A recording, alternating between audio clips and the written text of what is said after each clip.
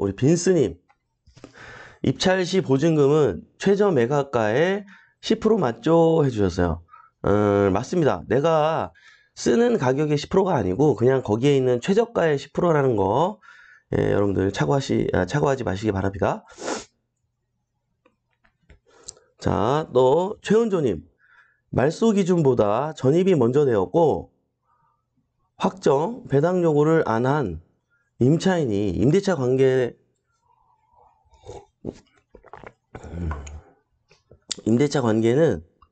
법원에서 직접 밝히겠다고만 되어 있는 물건입니다. 분당에 있는 물건이고 유찰이 사회되었는데 이 물건의 임대차 관계를 알 수 있는 방법 없을까요? 요거 돈 되겠는데요? 그죠? 법원에서 담임 법관이 임대차 관계는 법원에 직접 밝히겠다고. 이런 글은 저도 이렇게 써 있는 건 처음 보는데. 그러면 전화해보세요. 담임 법관한테. 밝혀졌는지. 예, 만약에 밝혀졌다면 들어가면 되는 거고요. 밝혀지지 않았다면 들어가면 안 되는 게 아니라 내가 밝히면 되는 거예요. 이게 그런 문제 때문에 4번까지 떨어진 거거든요. 그래서 이런 거 꼭 주워 가시기 바랍니다. 최은정님 화이팅 하세요. 대빌구님, 처음 듣는 아이디네요. 반갑습니다. 자주 뵐게요. 네, 수업 들으러 가면서 보고 있어요. 해주셨어요. 아이고, 환영합니다.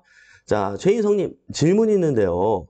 경매 물건지에 채무자, 채권자, 경매 신청자가 모두 동일인, 에? 잠깐만요. 채무자, 채권자, 경매 신청자가 모두 동일인 물건을 보았는데, 이런 물건은 무엇인가요? 정말 궁금해요. 글쎄요, 이게 가능한가? 내가 주인이고, 내가 그 집에 담보로 돈을 빌려준 사람이고, 내가 억울해서 내 집에 경매를 신청했다고? 이게 가능할까요? 이거 궁금합니다. 최인성님, 그 사건 번호 좀 찍어주세요. 이거 되게 궁금한데? 저 본 적이 없어요, 그런 물건을. 자, 궁금합니다. 자, 우리님, 개인 카드 대출을 다 받은 상태에서 경매를 해도 경락자금 대출이 나올까요? 아마 DSR 한도가 있는데, 그 카드 대출, 그죠? 카드 대출을 통해서 DSR을 다 활용하신 상황인 것 같은데요. 그러면 안 나오죠, 사실. 안 나오는데, 법인으로 하거나 사업자를 내게 되면 DSR을 보지 않고 대출을 해주는 게 있어요. 네, 그러니까, 그거에 대한 거는 우리 대출해주는 이모님들한테 미리 물어보면 알 수 있거든요. 예, 그렇게 파악하고 입찰을 들어갈 수 있기 바랍니다. 자, 그리고 두냥이랑님, 안녕하세요, 멘토님. 기존 사업자 대출을 받았고 자동차를 경매로 낙찰받아 또 대출을 받는 게 나은지, 아님 차를 현금으로 해서 하는 게 나은지, 아님 자동차 대출과 주담대 대출은 다른 사항인가요? 옛날에는 다른 사항이었는데 요즘은 이제 DSR과 관련이 있죠. 근데 만약에 자동차 대출을 받게 되면 이런 게 있어요. 자동차 대출은 캐피탈 대출이에요. 무조건. 예, 1금융권에서 해주지 않습니다. 자, 그러면 여러분들이 상식적으로 알고 있는 것처럼 캐피탈 대출은 이율이 좀 세요. 그래서 센 이율을 낼 생각을 하고 낙찰 받아야 해결이 되지. 예를 들어서 1금융권 은행 이자가 요즘에는 우리 회원님도 지금 보니까 주택 같은 경우는 3.8% 대출 받았거든요. 예. 만약에 이런 상황이다 그러면 캐피탈 쪽에서는 한 5%, 5.2%? 요 정도 금리가 책정이 되니까 여러분들이 그거 이해한 상태에서 대출 받으시기 바랍니다. 근데 자동차 대출이 좀 재밌는 거는 내가 2천만 원의 낙찰을 받아도 그 차값이 만약에 그 대출해주는 그 캐피탈 쪽에서 한 4천만 원으로 인정이 되잖아요. 그러면은 거의 낙찰받은 금액까지 해주는 게 아니라 그 이상도 대출을 해줘요. 실제로. 네, 그래서 여러분들이 자금을 융통할 때는 그런 방법도 나쁘지는 않다. 이렇게 말씀을 드리고 싶습니다. 자, 그리고요. 김민선님. 잠깐만요. 이거 어떻게 된 거지? 갑자기 뭐가 고정됐대. 됐다. 해제됐어요. 자, 김민선님. 시세 3억인데 강제 경매를 넣을 때 비용이 얼마나 되는지요? 해주세요. 잠깐만요. 시세 3억인데 강제 경매를 넣을 때 비용이 얼마나 되는지? 아, 이게 어떤 질문일까요? 경매 집행비용 얘기하시는 거예요? 보통 한 100 몇십만 원? 예, 요 정도 할 거예요. 예, 거기서 뭐 이작저작 왔다 갔다 한다고 보시면 되겠죠? 자, 그 다음에 나만 모르는 인간관계님 처음 듣는 아이디는 찾아뵐게요. 반지하 빌라 낙찰 후 곰팡이가 엄청 많은데 멘토님만의 인테리어 노하우나 임차 맞추는 노하우 있을까요? 사실 여러분들이 반지하를 낙찰 받기 전에 이 부분에 대한 걸 완벽하게 조사하셔야 돼요. 지금 말씀을 들어보니까 나만 모르는 인간관계님이 반지하를 이미 낙찰 받으신 것 같거든요. 물론 조사하고 받으셨겠죠? 예, 그러나 여러분들 만약에 요런 반지하 자금이 없어서 반지하라도 낙찰을 받고 가야 되는 상황이라면 여러분 반드시 사전에 그 지역에서 반지하라도 거래가 되는지 그 부분을 반드시 확인하고 하시기 바라고요. 그 다음에 곰팡이가 엄청 많은데 하셨어요. 사실 반지하가 곰팡이가 없는 게 말이 안 되죠. 굉장히 습하고 또 벽면 옆으로 뚫고 가보면 흙으로 옆에 이제 다 묻혀있는 상태이기 때문에 없을 수가 없습니다. 그리고 사람이 와서 살더라도 알게 모르게 곰팡이가 계속 생길 거예요. 그래서 여러분들이 그 곰팡이를 제거하면서 벽지도 바르고 하지 않겠습니까? 그죠? 그러고 나서 멍하니 있으면 안 되고, 그러고 나서, 제습기 있죠, 제습기.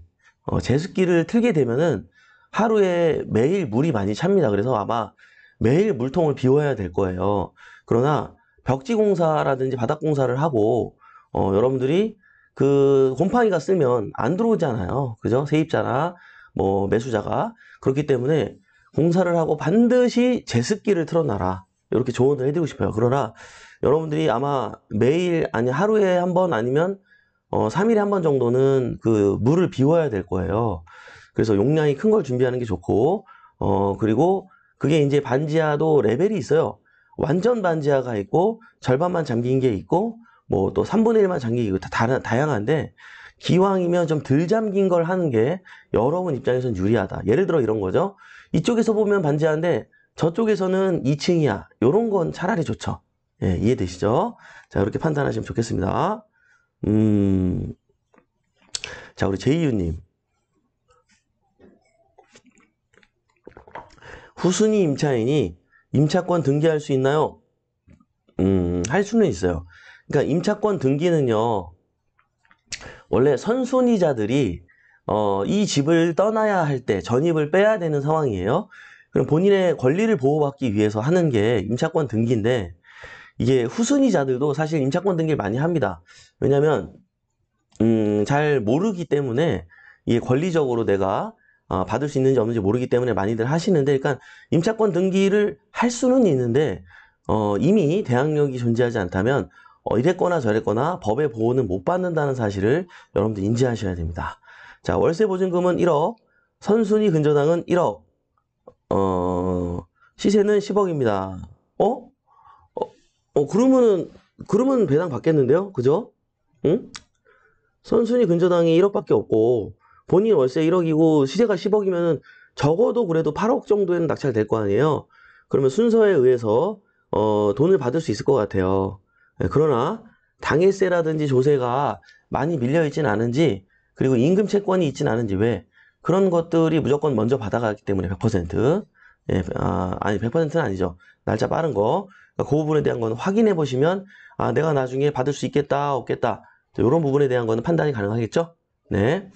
캐로님, 질문이요. 대항력이 있는 임차인이 있고, 금액이 나와 있는데, 예?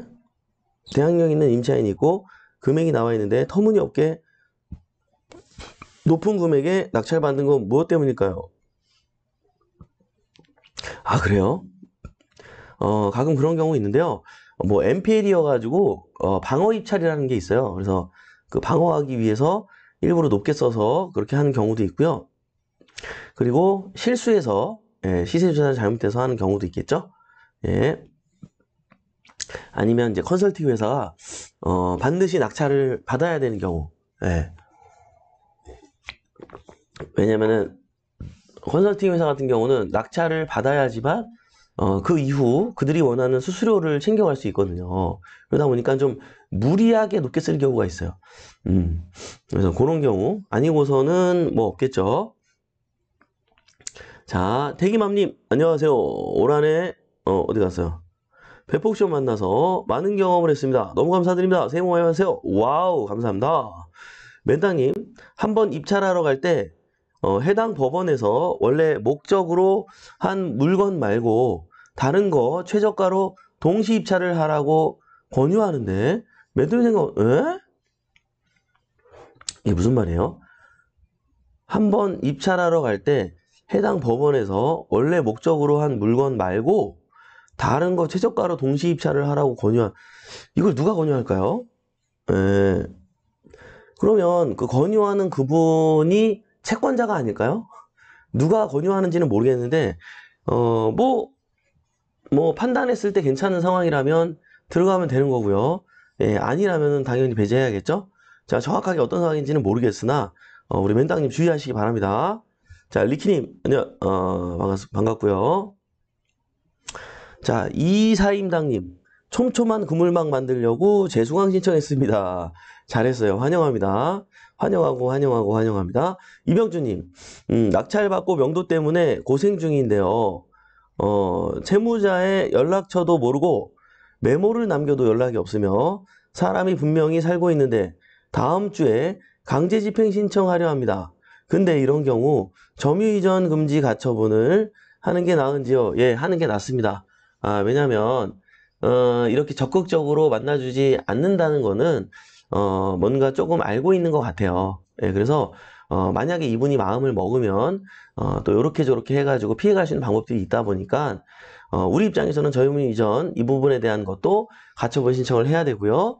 그 다음에 인도명령, 예, 이렇게 해서 계고장이 이제 붙게 되면 의외로 또 연락이 올 수도 있어요. 예, 그러니까는 미안해하지 말고 그렇게 강제 집행 강제 집행의 첫 단계인 인도명령 신청을 먼저 하면서 진행하셨으면 좋겠습니다. 자, 행복하소님, 땅을 사려는데요. 지상권 설정이 지상권 설정이 산림조합에서 되어 있어요. 공작물이나 수목의 소유, 토지 전부 존속기간 30년. 예, 이 경우 30년 후에 매매가 가능한가요? 이건 어떤 상황이냐면요. 자, 땅을 사려는데 그 지상권 설정이 돼 있다고 했잖아요. 근데 산림조합에서 이렇게 써 있다는 거는 산림조합에서 아마 그 소유권 관계를 아마 가져갔을 거예요. 아니면 어떤 법적 분쟁 때문에 그것을 이렇게 저렇게 하지 못하게끔 묶어놓은 상태일 거예요. 근데 일반적으로 이런 경우에는 90% 이상은 산지연금을 신청한 경우일 거예요. 그래서 아마 그분이 이 땅을 통해서 아마 연금식으로 일시불로 40%를 받았고요. 그 다음에 그거를 10년 동안이죠. 10년 동안 n분의 1로 나눠가지고 나머지 비용을 받고 있는 상황일 가망성이 굉장히 높습니다. 예, 그래서 만약에 이거를 매입하고 싶다 그러면 어떻게 해야 될까요? 그 땅을 가지고 있는 사람이 그 부분에 대해서 그동안 돌려받은 거에 대해서 다 토해내고, 그죠? 다 토해내야지만이 이게 해제가 됩니다. 예. 그래서 그래야지만 여러분이 또 이 땅을 살 수가 있는 거예요. 이해되시죠? 그냥 이거 해결 안 되고 거래하면 절대 안 됩니다. 행복하소님. 자, 다음은 세비다트님. 자, 매각 불허가 나온 물건 경매계에 전화해보니 불허가 났어요. 강제 집행 정지 신청을 했다고 하는데 채무자가 신청하는 건가요? 다시 경매로 나왔는데 입찰해도 괜찮은가요? 그래요? 자, 불허가가 한번 났고 그 다음에 강제 집행 정지 신청을 했고 채무자가 그쵸. 강제 집행 정지에 대한 부분은 채무자가 있을 수도 있고 채권자가 있을 수도 있고 또 뭐 법원에서 판단에 의해서 뭐 여러 가지 상황이 벌어질 수가 있는데, 자, 그것보다도 우선 어쨌거나 저쨌거나 다시 경매로 나왔다 그랬잖아요. 자, 그러면은 입찰해도 되는 거예요. 예, 이랬거나 저랬거나 그 부분에 대해서 완벽하게 해결이 안 됐기 때문에 다시 나온 거기 때문에 여러분들 고민하지 말고 우리 세비다트님이 입찰해도 문제가 없다. 이렇게 전해드리고 싶습니다. 자, 우리 소담님, 오늘은 몇 시까지 근무하시나요? 하셨어요. 저희가 원래 한 5시 정도까지 근무를 하는데요. 오늘은 오후 수업이 없습니다. 지난주에, 우리 11월 달 기수가 지난주에 오후 수업이 끝났어요. 네, 그래가지고 한 주 쉬고 다음 주부터 또 수강이 시작이 되는데요. 그래서 오늘은 오후 수업이 없는 관계로 아마 1시 정도면은 마감이 될 것 같은데요. 1시 반 정도? 예. 1시 반 정도면 오늘은 근무가 종료될 것 같습니다. 네. 히킹님, 다주택자인 상황에서 다가구 취득 시 취득세는 어떻게 될까요? 아이고, 당연히 뭐 말해 뭐예요? 13.2%가 되겠죠. 네. 다가구니까 그러면 85가 넘잖아요, 면적이. 그럼 어떻게 될까요? 13.2%가 아니라 13.4%가 되겠죠. 왜요? 농어촌 특별세까지 플러스해서 0.2%가 가산되잖아요. 그렇죠, 여러분? 자, 테마님. 경매 나온 물건에 선순위 세입자, 전세금이 집값보다 커서 끝까지 낙찰이 안 되면 그 집은 어떻게 되고 선순위 세입자는 어떻게 되는 건가요? 예, 보통 그렇게 되면 경매 신청을 한 사람이 아마 선순위 세입자일 거예요. 선순위 세입자에게 얘기를 합니다. 지금 보셔서 아시는 것처럼 뭐 이런 상황인데 어떻게 하시겠냐. 예. 그러면은 대부분 어떻게 하냐면은 그냥 취소하고 본인이 사는 경우가 있고요. 아니면은 대항력을 포기할 테니 다시 한번 진행해줘라 라고 요청하는 경우, 두 가지의 경우가 있습니다. 자, 이해되시죠? 네.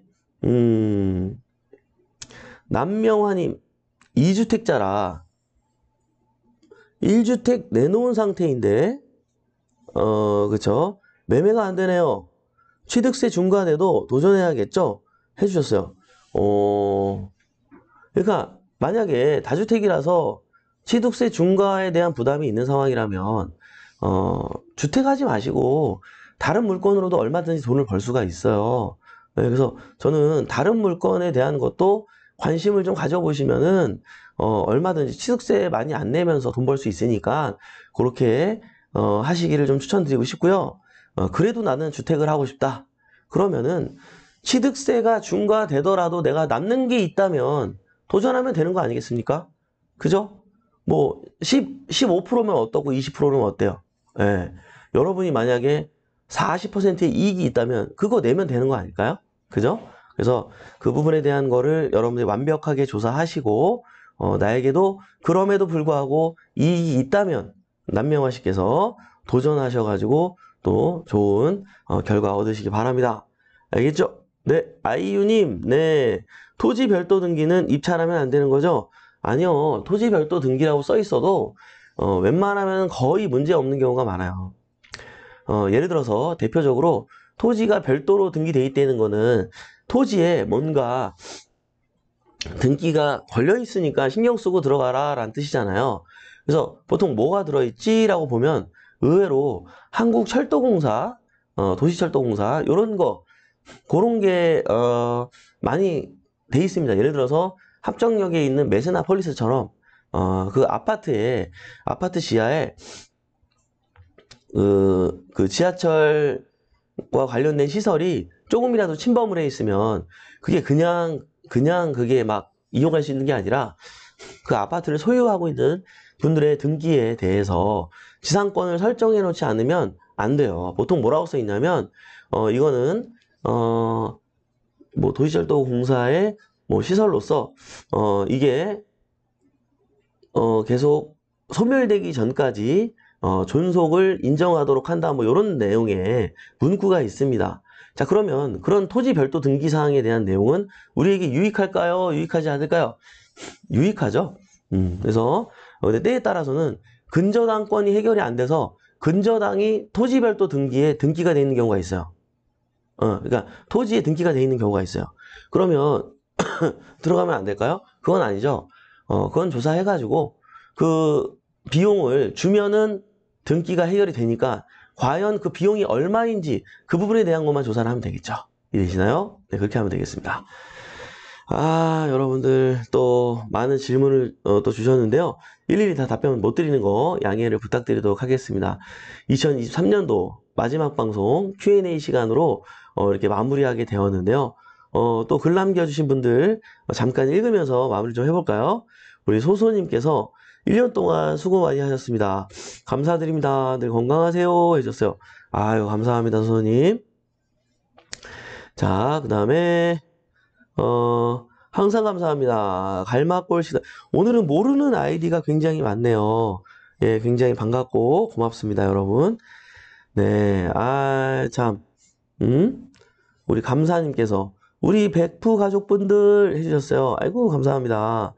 파토너님, 2023년 너무너무 감사합니다. 경매를 알아서 행복한 한 해였습니다. 모두 행복하세요. 해주셨어요. 감사합니다, 파토너님. 우리 파토너님도 행복했으면 좋겠어요. 아이고, 우리 김정현님. 아이고, 우리 너무나도 잘 돼야 되는 김정현님. 멘토님 새해 복 많이 받으세요. 해주셨어요. 아이고, 감사합니다. 감사님, 건강하세요. 해주셨어요. 자, 땡큐 루시님. 어유 처음 듣는 아이디 되게 많네요. 너무 감사합니다. 팬이에요. 아이고, 감사합니다. 땡큐 루시님. 행복하소님. 멘토님 너무너무 감사합니다. 이뚜이님, 감사합니다. 새해 복 많이 받으세요. 땡큐 루시님. 목이 많이 안 좋아 보이세요. 죄송합니다. 네. 제가 목하고 코에 살짝 감기가 걸려 있는데요. 네, 그래서 아직 좀 불편한 것 같습니다. 예, 여러분 양해해 주시고요. 권정희님, 멘토님 올 한 해도 감사했습니다. 내년 베프 가족 모두 새해 복 많이 받으시고 만사형통한 한 해가 되시길 바랍니다. 네. 최인성님 새해 복 많이 받으시고 내년에도 더욱 번창하세요. 최호준님 매일 아침 이멘토님과 같이 시작해서 영광이었습니다. 항상 유쾌하신 이멘토님 내년에도 같이 할게요. 복 많이 받으세요. 해주셨어요. 보라뱀 미소님 멘토님 한 해 동안 수고 많이 하셨습니다. 굿모닝 경매 식구들 건강한 하루 보내시고 마무리 잘 하시는 하루 보내세요. 자, 또 많은 분들이 글을 남겨주셨어요. 진짜 여러분들 정말 소중하고 감사하고 고맙고 그렇습니다. 네, 여러분 여러분들 때문에 2023년 제가 1월 1일부터 이렇게 마지막까지 달려올 수 있었던 것 같습니다. 예, 벌써